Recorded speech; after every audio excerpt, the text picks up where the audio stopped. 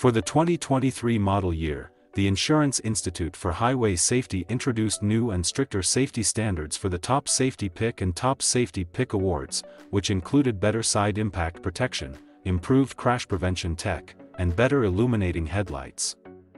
This easily explains why just 48 models were awarded with one of the Institute's 2 highest safety ratings, and just recently, the 2023 Mercedes-Benz C-Class joined them with a top safety pick rating. The premium sedan from Germany meets all the requirements for the higher tier award when equipped with the optional front crash prevention system, which comes with the driver assistance package.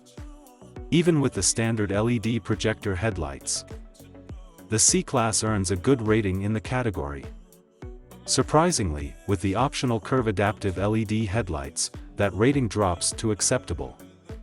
In the daytime and nighttime vehicle-to-pedestrian front crash prevention tests, the 2023 C-Class gets superior ratings when fitted with the optional upgraded front crash system. If you go for a C-Class with the standard crash prevention system, however, this car would be classified as a top safety pick choice, the lower-tier award of the Safety Institute.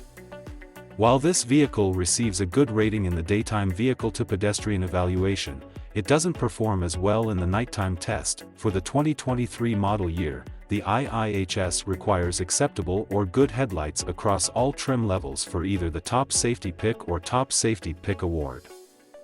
Additionally, all cars now undergo a tougher side collision test with a heavier striking barrier hitting the test vehicle at a higher speed.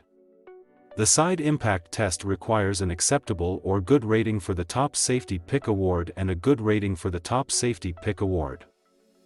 As a reminder, the current C-Class showed good performance in a recent Moose test with a speed of 45 miles per hour, 73 kilometers per hour, around the cones.